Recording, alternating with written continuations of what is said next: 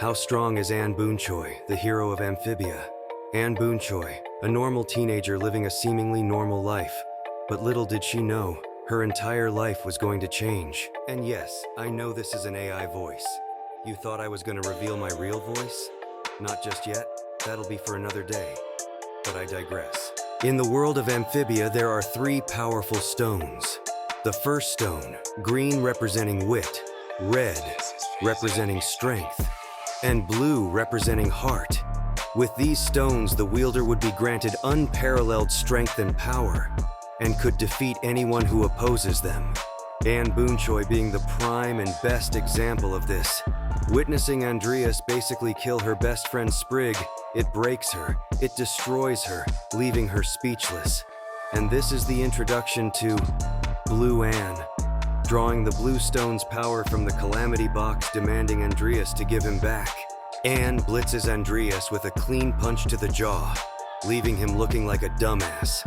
Then proceeds to zip around Andreas like this is the Flash versus Gorilla Grodd, dodging laser beams from Andreas's robots with ease. She even stops time for a few seconds to flex even more on him, then proceeds overpowering him, laying him flat on the ground. And one more thing to note. It is stated that she perceives time slower in this state, for those of you that were wondering. But she doesn't stop there. The next time we see her transform is in her first encounter with Frobo. Attempting to kill Hop Pop and Sprig, she intercepts Frobo and gives him a mean, clean punch, leaving him in shambles, so he has no other choice but to retreat. But that's not the last we see of him, because he comes back for more smoke. I guess that first ass whooping wasn't enough for him. But of course, as you know, Anne wasn't having any bullcrap. So after her and her mom jumps Frobo, she literally kicks him like this was FIFA, sending him out of orbit and into space. This feat alone solos the entirety of the Owl House. Okay, I'm joking. Or am I? But seriously, to be able to kick a robot or a person out of orbit into space is wild. And before you say, oh Jawanni, you're hyping her up, that feat isn't even that great. Let me tell you that the force necessary to kick a person into orbit is 200,000 pounds, which in itself is insane. So now we come to the rematch against Andreas, because obviously he didn't learn his lesson the first time. But this time he's armored up with the Dioplosaurus exoskeleton, which obviously makes him stronger, faster, and more durable to attacks. But this means nothing to Anne. And this is where we see Anne's true potential in her half-a-gemstone transformation. She tanks a tail whip from Andreas, which had enough force to send her through 2 skyscrapers, dodging and weaving missiles, similar to the first time they fought. She then again gets slammed by Andreas, the impact making a large building completely collapse, which of course Anne brushes off. But the next attack from Andreas leaves her laid out, head first into a roof of a building, his attack being strong enough to leave a crater on the building, putting her out of commission for a bit, but soon after jumps right back into the fight, then using her new telekinesis abilities to draw her sword back to her hand. While doing so, the sword casually destroys what I calculate to be a city block, putting this current version of Anne at city block to town level overall. Now back in Amphibia, Anne, Sasha, and Marcy tap into the full potential of the Calamity Stones. Marcy's wit, Sasha's strength, and, of course, Anne's heart. After this, the three of them fly to the moon within seconds, which is an impressive speed feat. For them to pull off this feat, they would have to be traveling at speeds of 48,000 miles per second, or rather 172,800 miles per hour, which puts them at sub-relativistic speeds easily.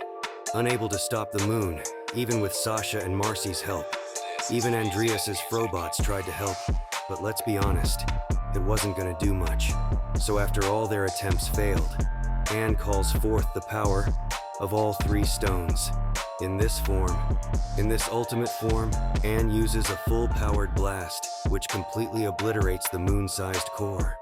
But when you have that much power, it usually comes at a price. And that price was Anne's life. Her friends and family mourn her departure. Anne wakes up in a mysterious realm, what seems to be heaven, or rather the afterlife. She walks into a small house finding a cat, which looks a lot like her pet cat Domino. He then tells her that right before she flatlined, he made an exact copy of herself, being the same Anne Boonchuy as before. Then Domino reveals that he is basically a god who created the gemstones, to see who would use them for good. And out of all individuals who possess the stones, she is the only one who used them for good. Also telling her that he watches over many worlds in the multiverse, but he's tired of his job, so he wants Anne to take his place. But Anne turns down his offer. Honestly, I would too, though. He's been doing this for eons, which translates to billions of years, which my human brain cannot comprehend. So yeah, I see why he'd want to retire. To put it frankly, she's not for it. So then Domino, yes, I'm still calling him Domino, opens a portal back to the amphibian world and tells Anne basically in 78 years she's gonna flatline and become the new guardian of the multiverse. So overall, Anne would scale to multi-continental with sub-relativistic speeds. In hindsight, there wasn't really much to cover with Anne, and her scaling was relatively simple. Her attack power could debatably scale to moon level, but at the expense of her own life. And you can argue that she's faster than light based on her flight to the moon in mere seconds, but that was only 48,000 miles per second.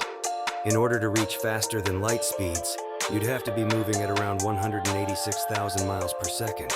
And she's no Wally West or Barry Allen. But perhaps she could have been able to in her 3 gemstones form, but sadly it was short-lived. If you liked the vid, don't forget to slam that like button like I do my opponents. Take that as you will, and subscribe to the channel for more scaling and versus battle content. And tell me, how strong do you think Guardian Anne would be?